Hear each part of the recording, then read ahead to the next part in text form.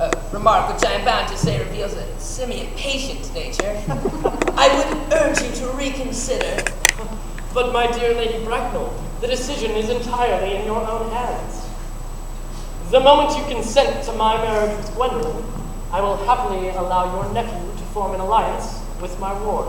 You must be perfectly aware that what you propose is out of the question. That a passionate celibacy is all that any of us can look forward to. That is not the destiny I propose for Gwendolen. Algernon, of course, can choose for himself.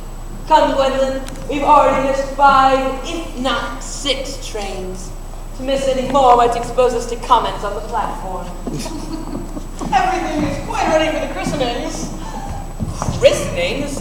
Is that not somewhat premature? This gentleman have expressed an immediate interest in being christened. At their age, the idea is grotesque and irreligious. Algernon, I forbid you to be christened. Lord Bracknell would be highly displeased if he learned that this was the way in which you wasted your time and money. Am I to understand that there to be no christenings? Is this?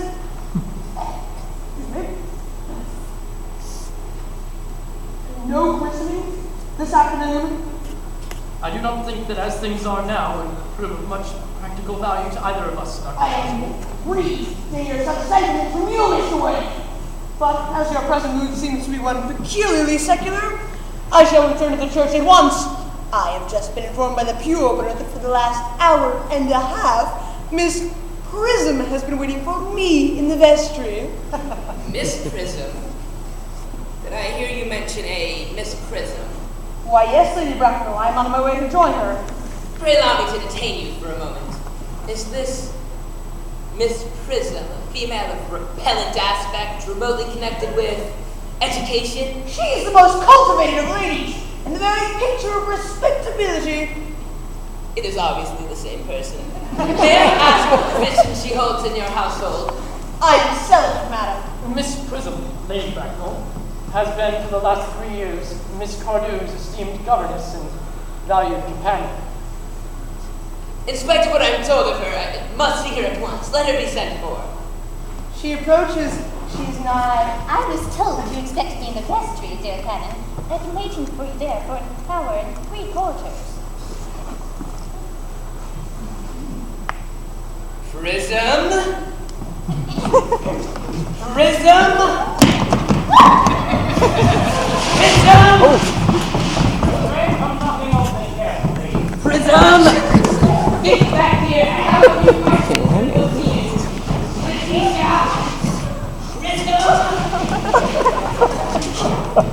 Prism!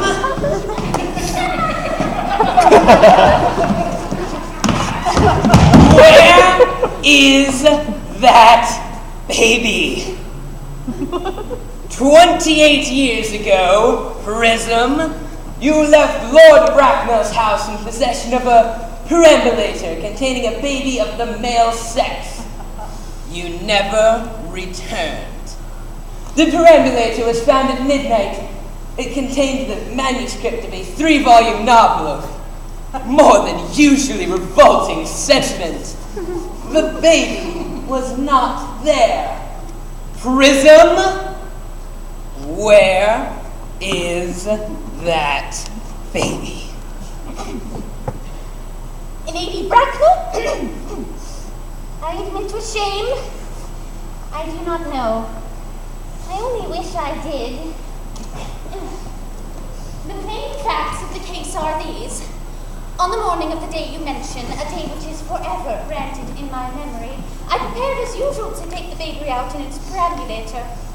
I had also with me a somewhat old but capacious handbag in which I had intended to place the manuscript of the work of fiction I had been writing during my few unoccupied hours.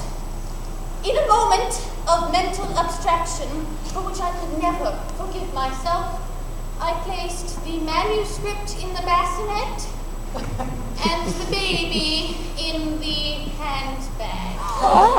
But where did you deposit that handbag? Do not ask me, Mr. Worthing. Miss Prism, this is a matter of no small importance to me.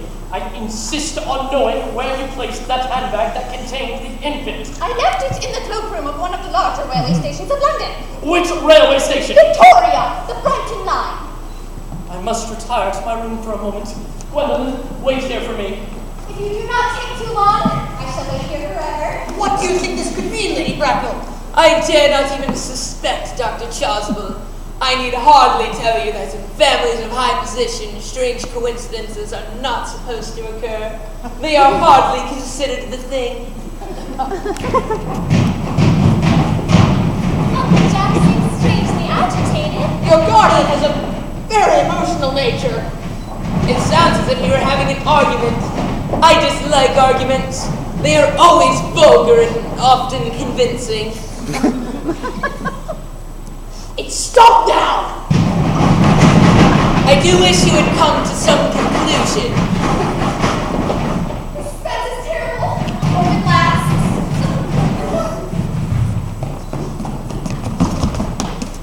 Is this the handbag? Examine it carefully before you speak. The happiness of more than one life depends on your answer. Yes, it appears to be mine. Yes, here is the injury it received from the upsetting of a Gower Street omnibus in younger and happier days. And here is the stain on the lining caused by the explosion of a temperance beverage, an incident that occurred at Leamington. And here, on the locker, my initials. I'd forgotten that in a more extravagant mood I had them placed there. The bag is undoubtedly mine. I'm delighted to have it so unexpectedly restored to me. It has been a great inconvenience being without it all these years. Miss Prism, more is restored to you than that handbag. I was the baby you placed in it. Yes, mother! Unmarried? I do not deny that is a serious blow. But then again, who has the right to cast a stone against one who has suffered? Cannot repentance wipe out an act of folly? Why should there be one law for men and another for women?